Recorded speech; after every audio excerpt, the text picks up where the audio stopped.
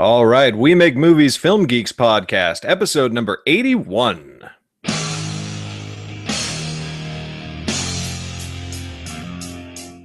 Welcome to the We Make Movies podcast, making the world a better place, one film at a time. And now, here are your hosts, otherwise known as the director, the actress, and who the hell is that guy? Chad, Michelle, and Garrett. Hello, everyone, and welcome to the We Make Movies Film Geeks podcast. It's all about how to get your movie made, how to get it seen by other people, and how to get it awesome. I'm your host, Garrett Robinson. With me, as always, faithful co-host Chad Kukihiko. We are both members of the We Make Movies filmmaking community in Los Angeles and are ourselves independent filmmakers. Not with us today is Michelle Lucadou. There was a scheduling error, and because it's Mother's Day, she is out having dinner with her mom. What? When did her parents come to town? I thought they lived like out of town. Maybe she said she's having a Mother's Day lunch, and I actually assumed it was with her mom. Maybe it's with her boyfriend's mom. I don't know what's happening. But she will not be here today. Unless she's a mother. Unless she's a mother. I have a feeling we would have heard something about that before now. We probably would have. But yeah, so we're gonna do the show. It's gonna be like the good old days when it was just the two of us. Well, like the old days. I don't know how good they were. Yeah, exactly. Yeah. And before we start the show, as always, we'd like to remind you that if you're watching this live on the YouTube channel, feel free to comment on the YouTube page. We can see your comments live. We can answer them on the air, and you can also tweet us at the hashtag WeMakeMovies, and we will respond live. So let's get into the main topics for today. The news topics for today.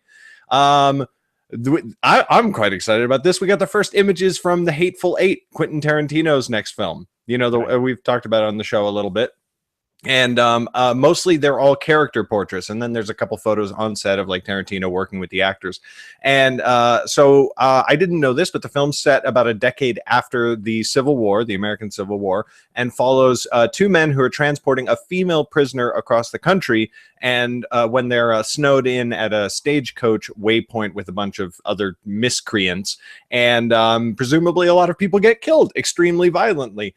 And the film has been referred to, people who are involved with the film are calling it an homage to Reservoir Dogs, which is just so Tarantino ego. Like, what other filmmaker makes an homage to his own film? Is he saying it's an homage, or is it other people that are saying I haven't seen a quote from him saying that, but that is what other people connected with the film have said. I think one of the actors, or perhaps one of the producers, or maybe a couple different people said it.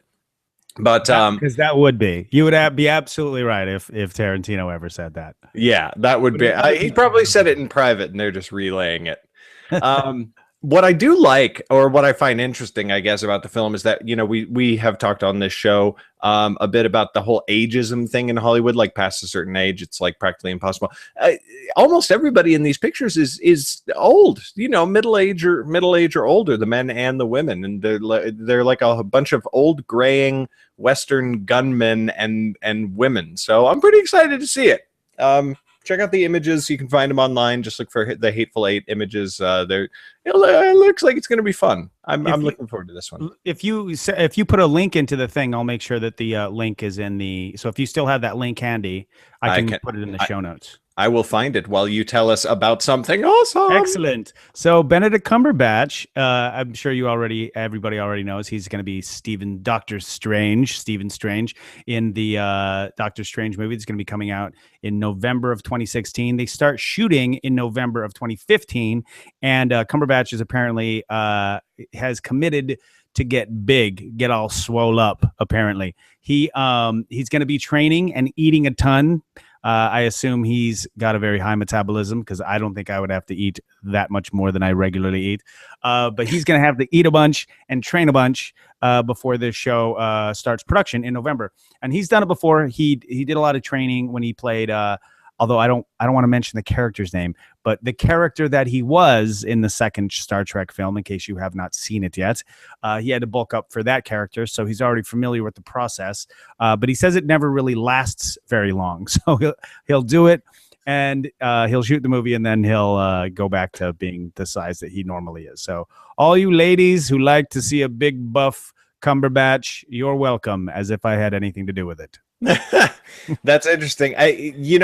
Doctor Strange is like the least hand-to-hand combat guy in probably the entire Marvel universe. But whenever he does wear and he's always wearing the robes, the big swirly robes. But whenever he does wear something a little tighter, a little more form-fitting, he's a comic book character. He's even in the robes, you can tell he's all big. He's all swole up.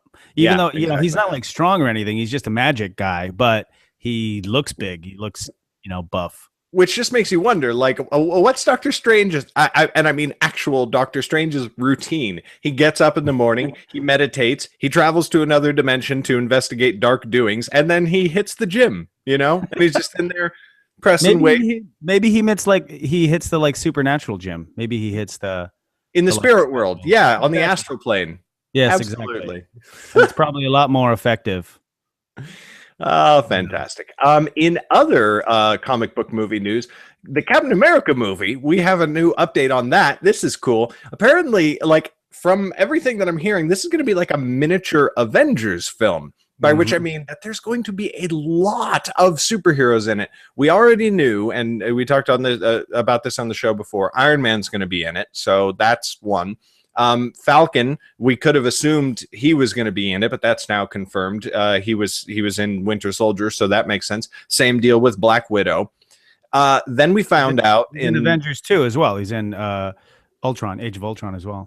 Yeah, for like a hot minute, he's barely there at all, but he shows up. Then we found out at the last big, huge announcement that they did that Black Panther is going to be introduced in the Captain America movie. So that's cool. But now we've just learned that Scarlet Witch is also going to be in the new Captain America. So his whole Avengers team that is shown at the end of Age of Ultron is there minus the Vision, unless we find out that Vision is going to be in it as well, which honestly would not surprise me in the least. And this makes sense with the Civil War story, right? Oh, yes, very much so. Yeah, I mean, there's no way they can do that story without it being a whole, and honestly, I kind of wish that they were doing Civil War as the fourth Avengers story. We have Avengers 1 and 2, and then we're going to get the big showdown with Thanos. I wish that they did Civil War as an Avengers film, because that storyline is so epic, Yeah. I don't know, whatever. No, I'm the same way. I have a feeling that the last Avengers is going to kind of, although mind you, that whole story is a whole other can of worms. So it's like, I don't know. I mean, I kind of agree with you, especially because, Age of Ultron it just gets, when it gets too big and messy, that's when I start to lose interest. And I enjoyed Age of Ultron, but I mean, we talked about this last week, but they still can't call her Scarlet Witch, can they? I don't think they can use the name, no. But they can call her by her like her real name, like her whatever her. Except they can't use her last name. They can't? No, she's not Wanda Maximoff. She's just Wanda something. They gave her a last name. I don't remember what it was, but she's not German like she is in the comics. She's Russian or whatever. Yeah. They made up some country, It's like, the people of Slovakistan or whatever. Made up some country. I was like, I don't have that good a knowledge of geography, but I'm pretty sure that's not a real place. Yeah. But it does make sense because Captain America has always been really tied in with the Avengers. It's like the Captain America singular comic book line was never as big as Captain America, leader of the Avengers, etc. So it'll be interesting. Civil War, I mean, there's no way you can't do that story without it being all the superheroes. It's which is why I wish that that the storyline were being handled in an Avengers movie, because now I feel like it's going to be is this really a Captain America movie? Because he's less than 10% of the cast of the superheroes. Feige has a master plan. I guarantee it. Feige has Yeah. Feige's thought it through. I mean, I mean, don't know there's if no I doubt agree. that it's going to be a crowd pleaser and make all of the money. So Yes, I guess we'll see. all the money. This is true.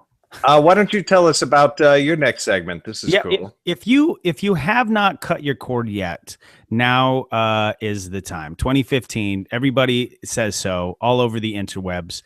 In fact, Slate.com put a calculator. Actually, they did it. The first time they did it was in January, and they keep updating it as new services come available. But you can go, you can like punch in how much you pay for your cable each month, and then you can say, okay, well, how much does it cost if you have no cable, if it's just internet, and then here are the different services. Which of these services do you want? And it just calculates it for you, and it says if it's cheaper, if it's not cheaper, whatever. And so you can see like if you want Amazon Prime, if you want Netflix, if you want HBO Now, and then it's just so it's really cool. You should check it out. I'll definitely include the link in the show notes. But it's really cool thing. I mean, the thing is Sling TV is out now. And because of that, ESPN is on, AMC is on. AMC is also available on I think Hulu or something. Somebody just bought all of AMC's content, so they're going to be able to start streaming that as well. So it's all the different options are out there. Now's the time. Check it out. Like I said, I'll include the link in the show notes, but check it out if you want to see exactly how much it would cost you, how much less it would cost you each year, and it will be there. Excrement. No. Nope. I was waiting the whole segment to say that. That's really cool. I like it, and I just love that they're like, listen, guys, let us just show you. Linda, listen. Honey. Let me show you how much money you're spending. Yeah, that's fantastic. Yeah. Especially if you're paying like a couple $100 a month. Which is totally like very I mean, it's like very common. That's what a lot of people pay. It's crazy. I mean, some people I understand, like my boss, his wife has a lot of content that is only available online. There's like these Filipino channels would have very specific. They're not available online apparently. Right. So that's it. And then he pays, how much he pays just for that one reason alone. So yeah, that's pretty fantastic. Yep.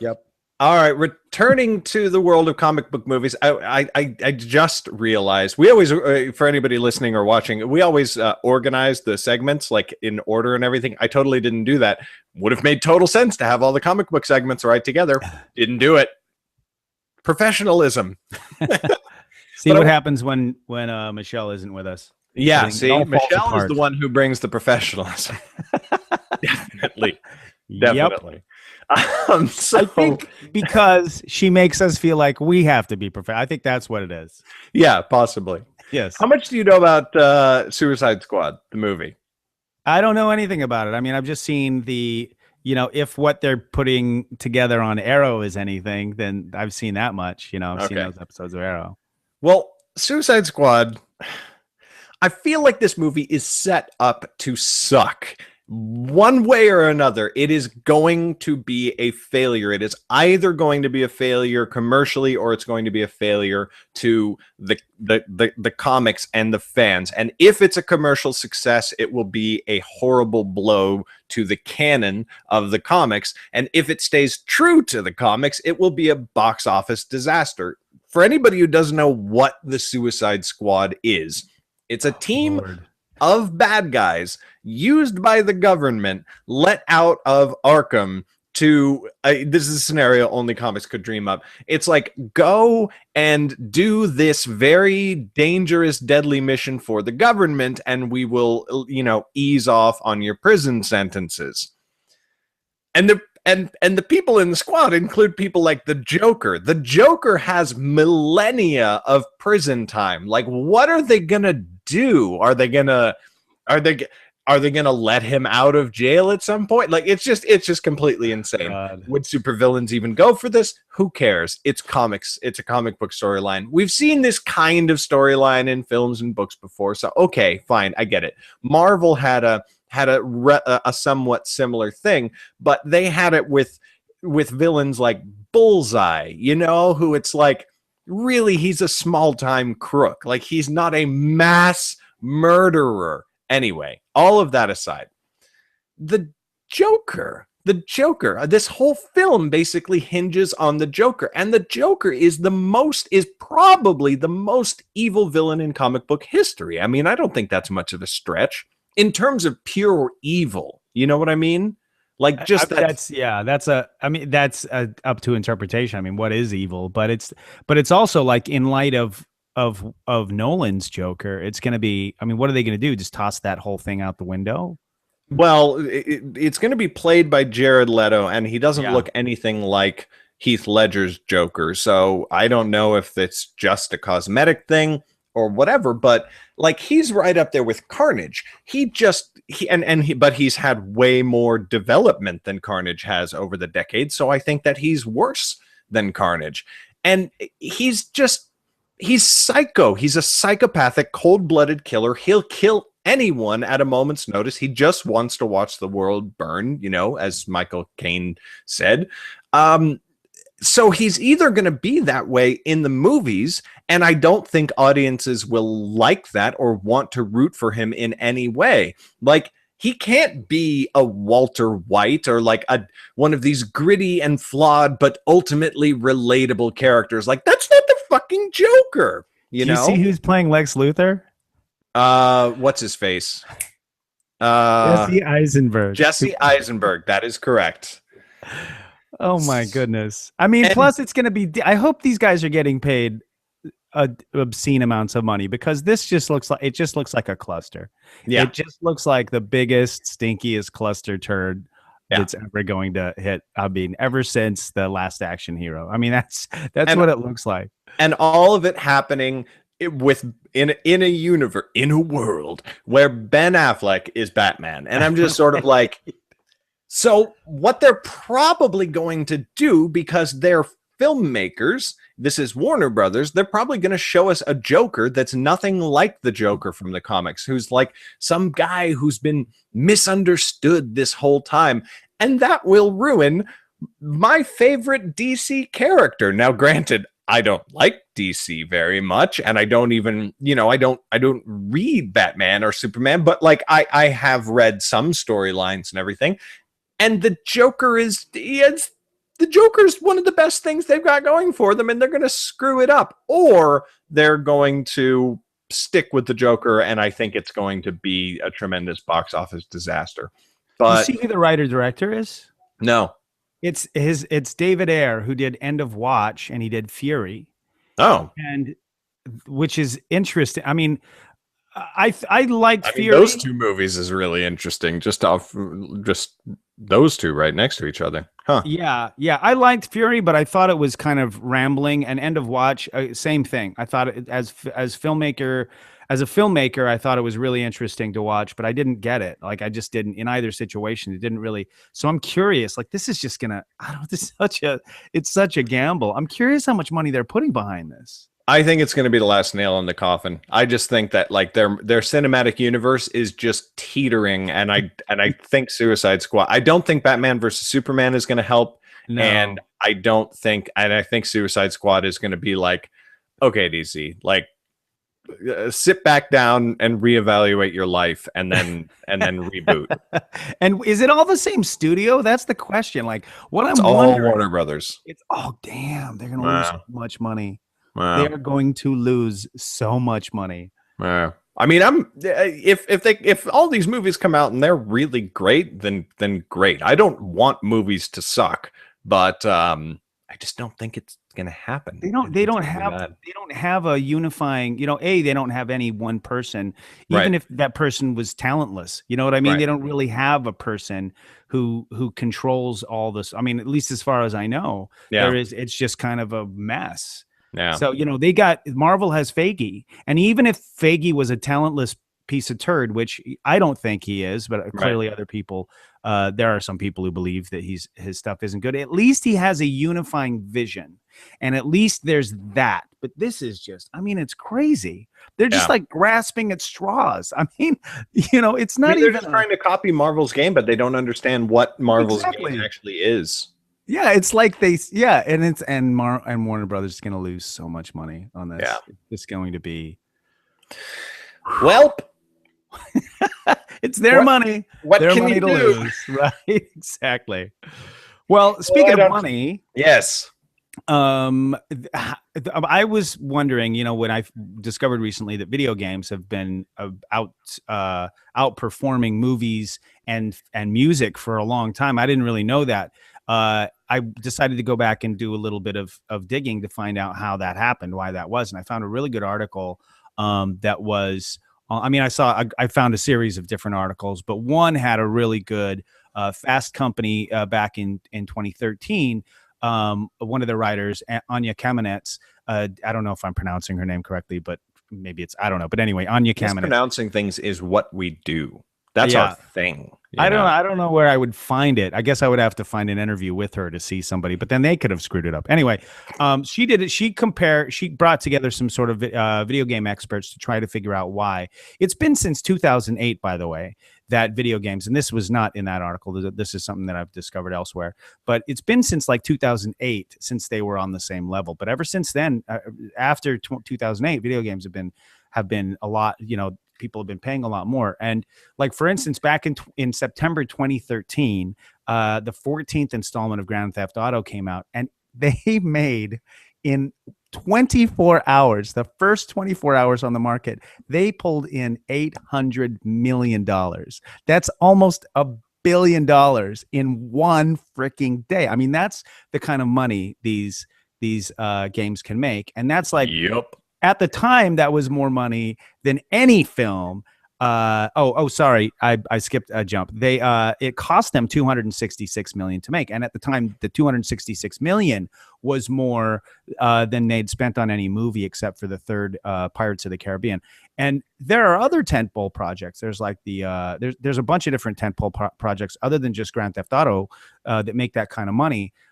Call of Duty makes like $1 billion every time they drop a title. Oh yeah, and they also, they spend over $100 million. All the Call of Duty, all the Grand Theft Autos they spend. I mean, they have pared down sort of mobile versions of all their games, which is something I'm going to be getting into as well. But there were like 4 or 5 main things that they kind of came up with as to why film was destroying music.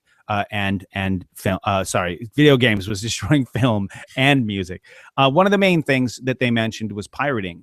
That you can pirate video games, but it's kind of a huge pain in the ass. Right. And when you're talking about like MMORPGs or other kinds of subscription-based games, you can't pirate that. I mean, you can't pirate a service that logs you in and checks to make sure you paid every time you log in and out. So you can't even.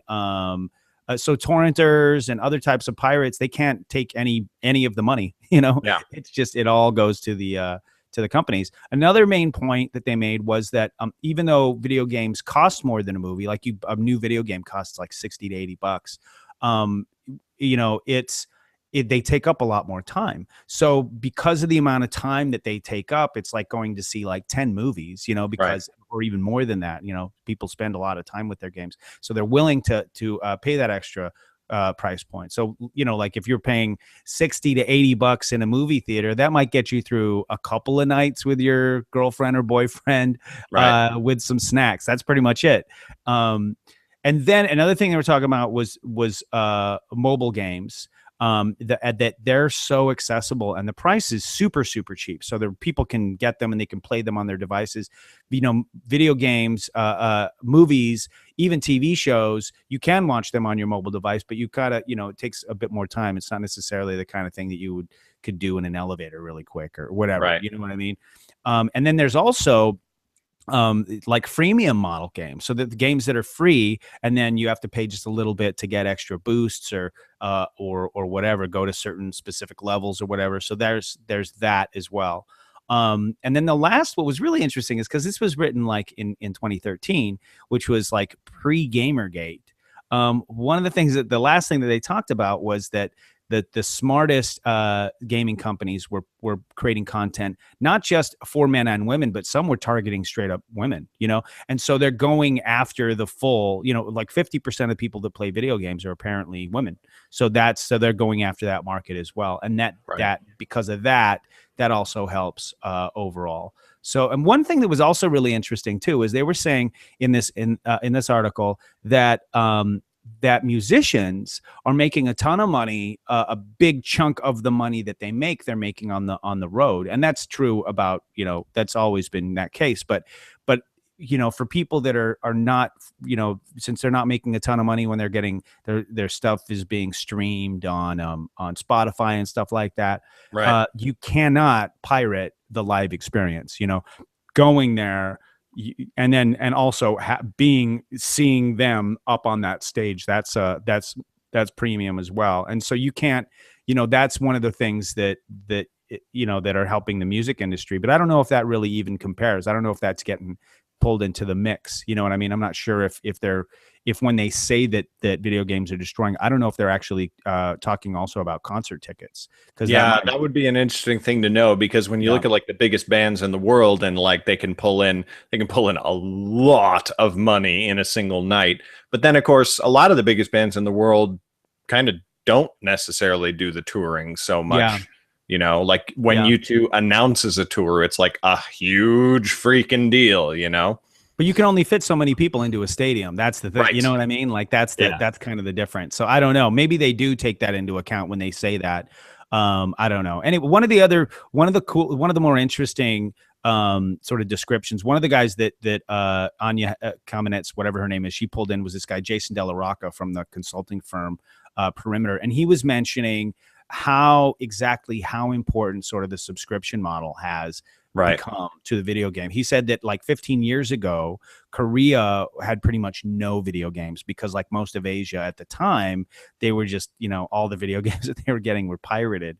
And then they started, you know, variety of different video games targeted Korea, like Blizzard did StarCraft, and these internet cafes popped up throughout Korea.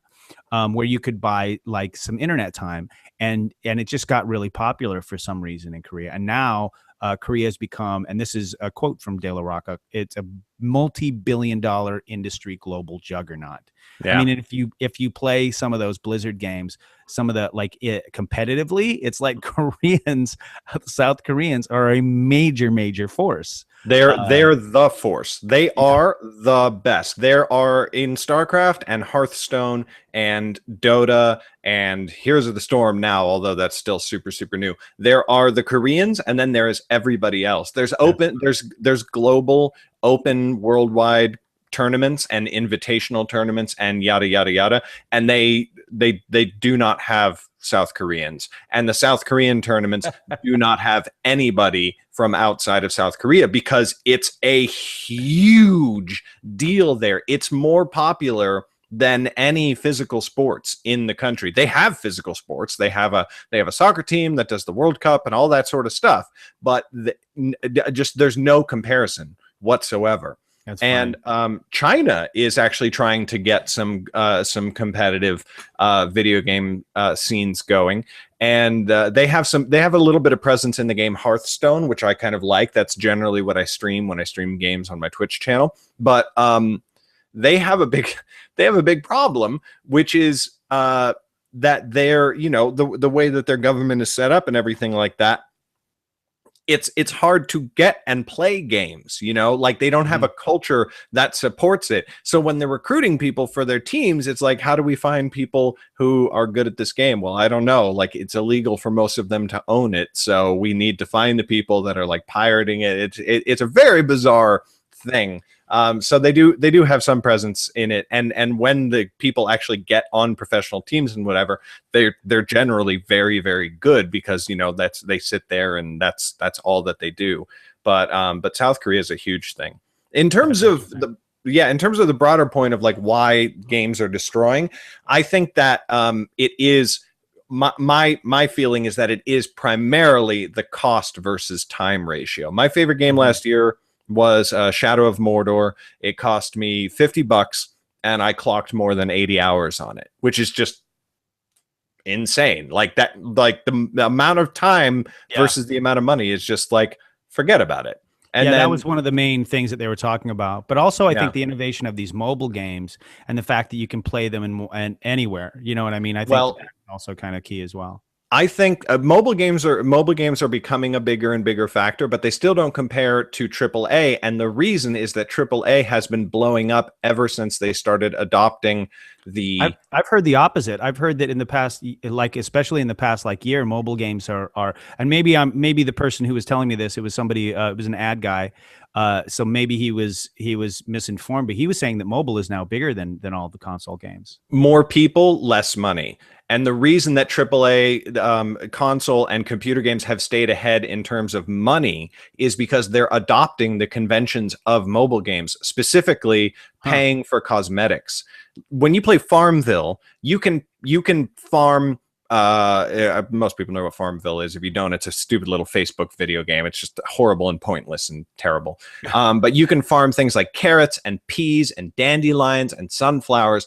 But then there's roses and specialty crops and all these really, really pretty plants. But in order to get the really pretty plants, you have to pay money, real money. And that's it.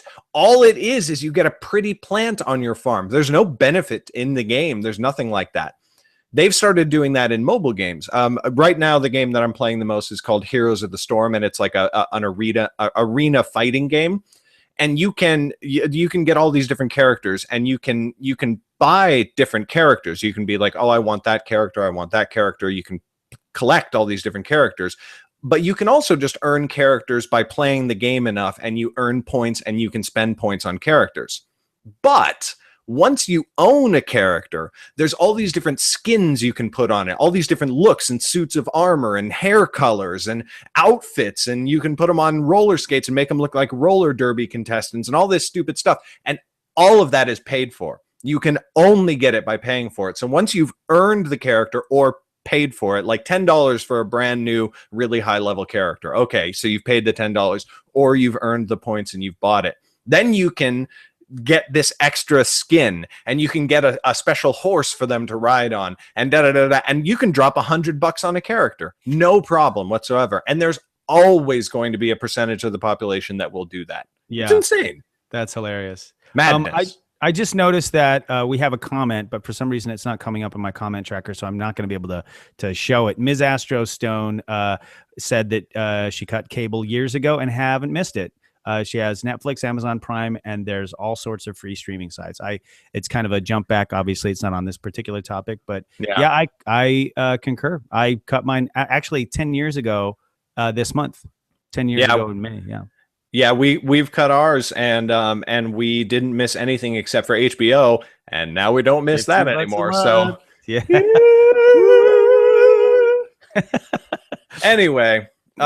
Video games are definitely a big deal, and I think that unfortunately the industry is going through a lot of growing pains right now. For example, the whole thing, cosmetic DLC as it's called, cosmetic downloadable content, where you pay for these extra ways your character can look, really unpopular in the community. A lot of gamers complain about it. A lot of people who make YouTube channels about video games and stuff, they don't like it. There's also but if it's cosmetic, what's the big deal? I mean, if it's cosmetic, and that's what a few of them say. Like Total Biscuit is the biggest YouTube game critic there is, and he's like, if it's cosmetic, I don't care. So don't care.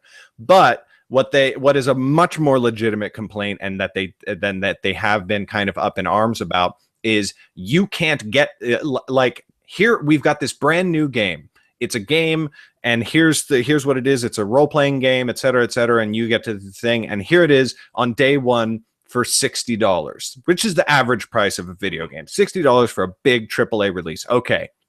Now, if you pre-order it and buy a season pass, which is basically you pay $50 for a year of all of the extra content that they release, then we'll give you this extra level in the game. That's an extra 15 hours of the game, where you can get all of these extra magical items that you can't get any other way. And that's like, but that seems like it's part of the game. And it's like, well, but it's side quests. And it's like, your whole game is side quests. It's an open sandbox world, and you're giving us this whole other section of the world by basically doubling the price of the game.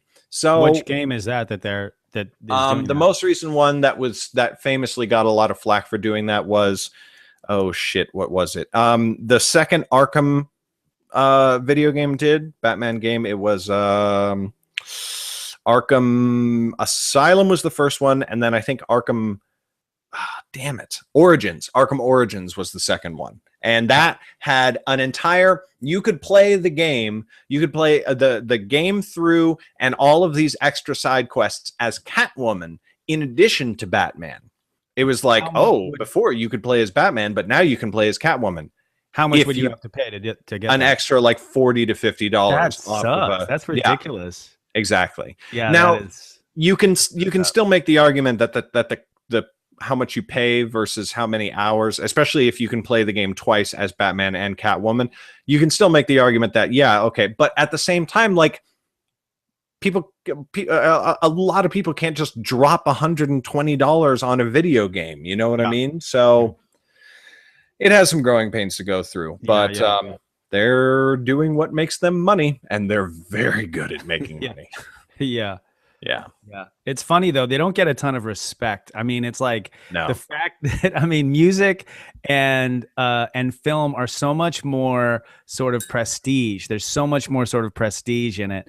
But that's interesting. Video games are sort of the redheaded stepchild, and yet they outgross both industries by a substantial margin.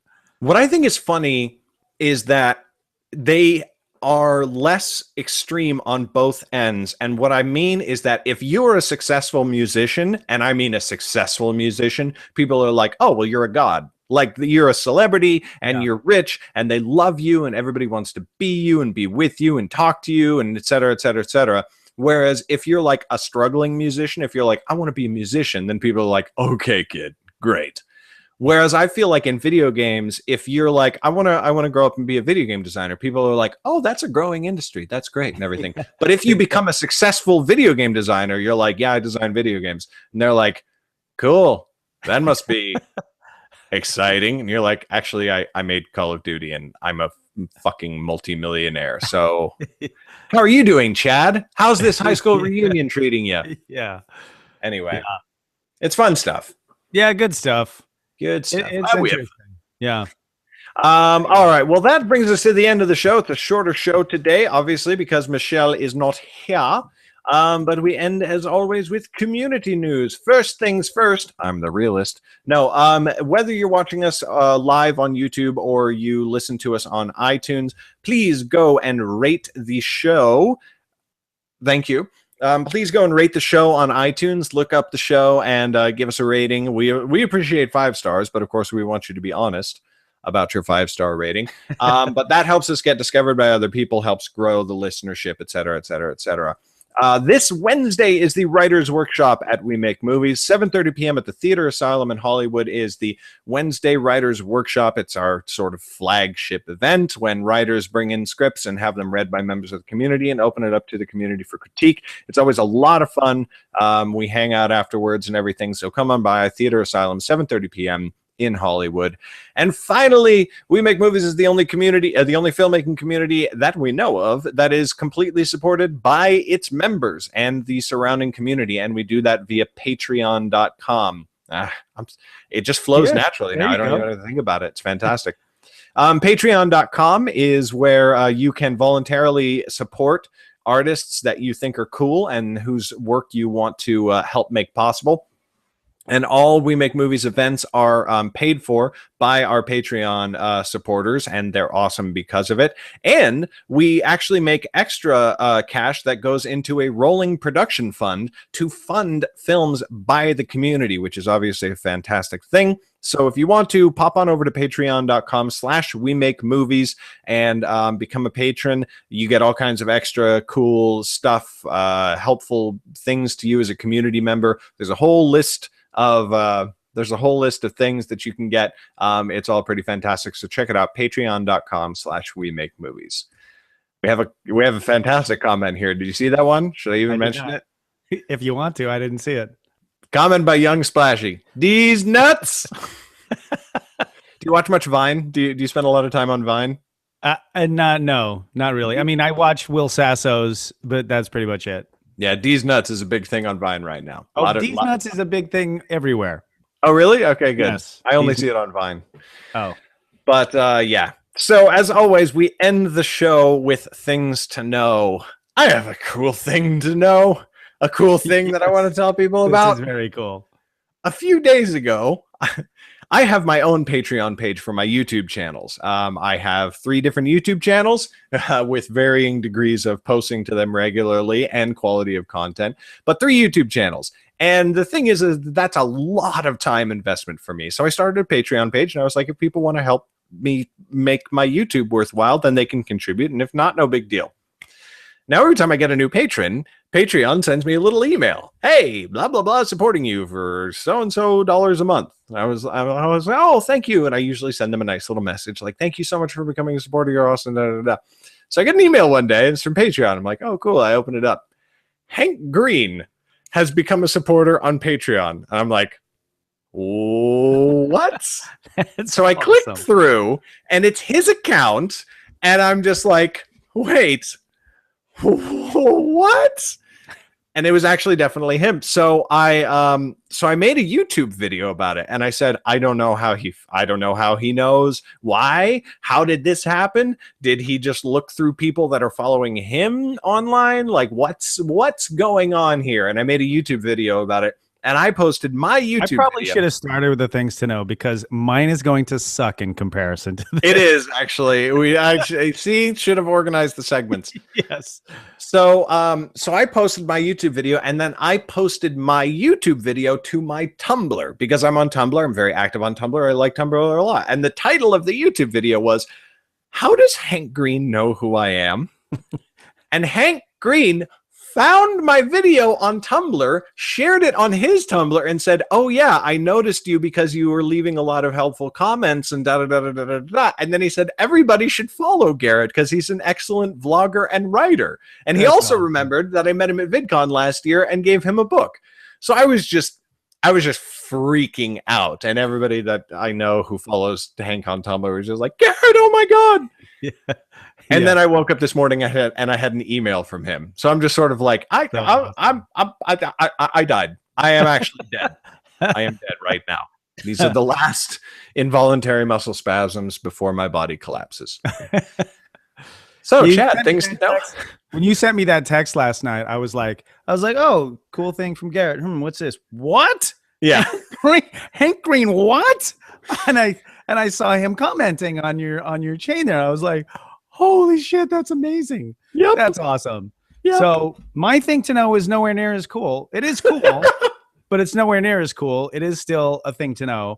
I ordered Samsung makes this virtual reality headset that you can put your phone into, but it only makes it, or it only made it as of Thursday, any day before Friday, for the Note. The Note 4, I think, was all it was for. That's all they made it for. It just came out on Friday for the Samsung S6 and S6 Edge. And so I got it on pre-order from Best Buy, and it is apparently, according to UPS, it is getting delivered to my office tomorrow morning. Or tomorrow. I'm hoping the morning part is just my wishful thinking, but it's supposedly I will see it tomorrow. And that's, if you've seen any of the new really incredible virtual reality stuff, this is, by the way, it's not just Samsung having done it on their own. Samsung partnered with Oculus. So they're using... Really? Yes. Oh, wow. It's like Samsung with Oculus. So it's not just them on their own. I mean, they partnered up. It was with the first headset, too. It was the same thing. They had Oculus. And I think it's like the headset is almost irrelevant. You know what I mean? It's just a thing to put it with a couple of lenses, the perfect distance from your face, you know? But it's the technologies, I think, in the phones. Anyway, it's really cool. I'm excited. I can't wait to see it. I wish Hank Green would buy me one. I don't know. It's just not as cool. I was just trying to make mine as cool as yours. That's fantastic. I still haven't answered his email because I told you, Chad, before the show, but I've written like several different replies and I always delete them and start over. What's his email? What's the gist of what's his email saying to you? Oh, just saying, because my comment was on Tumblr was like, oh my God, I don't understand it. Like I haven't sent him a direct communication, Right, I just said obliquely, Yeah. Hank Green supported me on Patreon. I don't know how that, and so his email just said like, I really appreciated your comments and da da da da. And then I looked at your profile and remembered that you gave me a book at last year's VidCon, and I read the first chapter, and I was just like, I don't know. That's hilarious. Anyway, yeah, super crazy. Yep. Yay. I know. It's just been the weirdest weekend. Like yesterday, I just kind of sat around a lot, not sure what to do. That's Crazy. funny. Anyways, I think that's it. That's it. We are at the end of the show, the actual end of the show. I will bring this show to a close now. See, I'm already back in the fog. I'm already back in I don't know what to do with myself. I'm Garrett Robinson. You can find me at garrettbrobinson.com. Chad can be found online at superfrigo.com. You can find We Make Movies at wemakemovies.org, and you should. We will be back next week with Michelle at 4 o'clock p.m. Pacific Standard Time. Thank you for watching. Goodbye.